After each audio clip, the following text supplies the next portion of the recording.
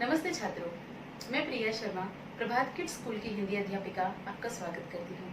आज के इस तासिका में हम जानेंगे कि भाषा क्या होती है तथा भाषा के रूप कितने हैं। भाषा ही केवल एक ऐसा साधन है जो हमारी बात को, हमारे मन के भाव को एक दूसरे से पहुंचाने में सहायक होती है। मनुष्य जब जन्म लेता है तब वह बोल नहीं पाता, तब वह किस तरह अपने भावों को, अपने मन की बातों को दूसरों तक पहुंचाता है तथा जब वह लिखना पढ़ना सीख जाता है तब वह किस तरह अपनी बातों को एक दूसरे तक पहुंचाता है। तो आज के इस तासिका में हम यही देखेंगे, भाषा तथा भाषा के रूप। चलिए विस्तार से देखते हैं।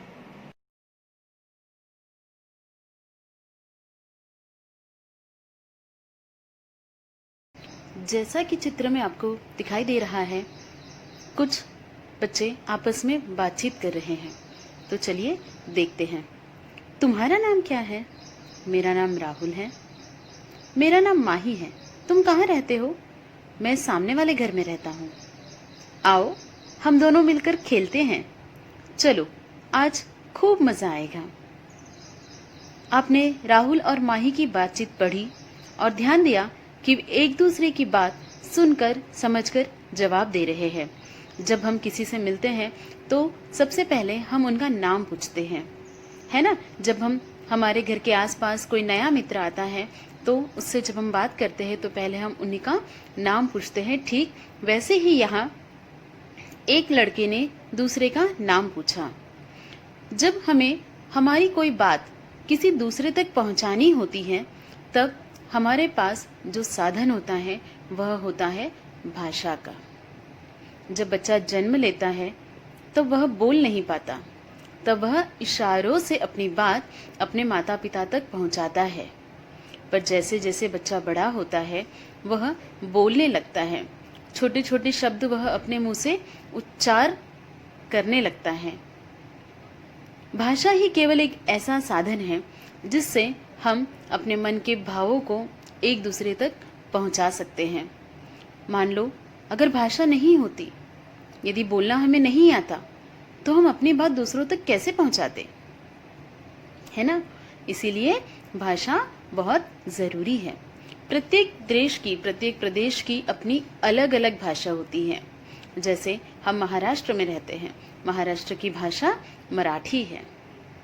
भाषा ही एक ऐसा साधन है जो हमें एक दूसरे से मिलाती है, हमारी बात एक दूसरे तक पहुंचाती है। जो हम कहते हैं दूसरा उसे समझता है, उसे समझकर वह उसे जवाब देता है। इस चित्र में आपको नजर आ रहा है एक छोटा बच्चा अपनी माँ से कुछ कहना चाह रहा है, लेकिन वह अभी बहुत छोटा है, इसीलिए बोल नहीं पा रहा। वह अपने मुंह से ऊ ऊ की कुछ आवाजें निकाल रहा है, परंतु उसकी माँ उसके इन शब्दों को समझ नहीं पा रही है। वहीं दूसरा चित्र जहाँ एक चिड़िया पेड़ पर बैठी ची ची कर रही है और रूपा उस चिड़िया की चींची को समझ नहीं पा रही है। आपने ध्यान दिया कि बच्चा बोल नहीं पा रहा है, इसलिए अपनी माँ को समझा नहीं पा रहा है। ठीक उसी तरह चिड़िया भी बोल नहीं पा रही है और रूपा चिड़िया की चींची को समझ नहीं पा रही है। इसका मतलब अगर भाषा नहीं होती तो हम एक दूसरे से बातें नहीं कर पाते। अर्थात हम भाषा की मदद से ही अपनी बातों को एक दूसरे तक पहुंचाते हैं, समझते हैं और समझाते हैं। तो छात्रों, फिर से हम एक बार दोहराएंगे कि भाषा की मदद से ही अपनी बातों को एक दूसरे तक पहुंचाते हैं, समझते हैं और समझाते हैं। अब भाषा तो हमने जान ली कि भाषा क्या होती है, तो हम भाषा के रूप देखेंगे। हम दो तरह से अपनी बात एक दूसरे से कह सकते हैं, एक या तो बोलकर और लिखकर। नीचे दिए गए चित्रों को ध्यान से देखिए और उसको समझने की कोशिश करते हैं। इस चित्र में दादी जी कहानी सुना रही है और बच्चे कहानी सुनकर समझ रहे हैं। आपकी भी दादी नानी आपको कहानियां सुनाती होगी ना, तब हम उस कहानी को बहुत ही ध्यान से सुनते हैं। और आपने ध्यान दिया होगा कि जब हम किसी चीज को ध्यान से सुनते हैं तब हम उसे अच्छी तरह से समझ भी जाते हैं। अर्थात जब हम बोलते हैं और दूसरा उसे सुनता है तो उसे मौखिक भाषा कहते हैं। किसे कहते हैं मौखिक भाषा? जब कोई कहता है और हम उसे सुनकर समझते हैं, यह होता है भाषा का मौखिक रूप। दूसरे चित्र में हम देखेंगे कि नीलू अपनी कॉपी पर जानवरों के नाम लिख रही है और उसकी दोस्त उसे पढ़कर समझ रही है। जैसे कि हमने पहले कहा कि भाषा के समझने के दो प्रकार होते हैं, या तो बोलकर समझी जाती है या लिखकर समझी जाती है।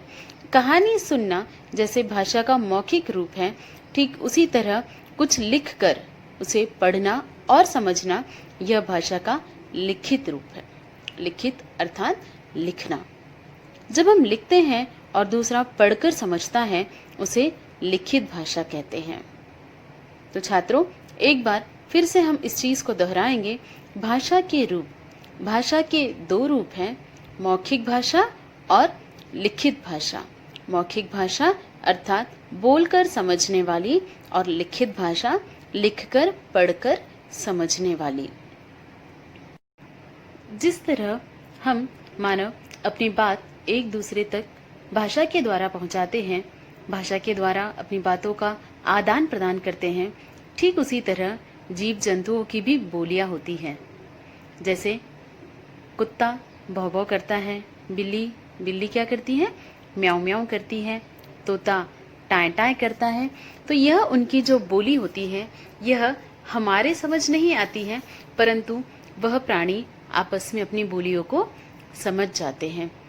लेकिन क्या हम उनकी तरह बात कर सकते हैं? नहीं। हमें अगर हमारी बात किसी तक पहुंचानी हो तो हमें भाषा का ही प्रयोग करना होता है। धन्यवाद।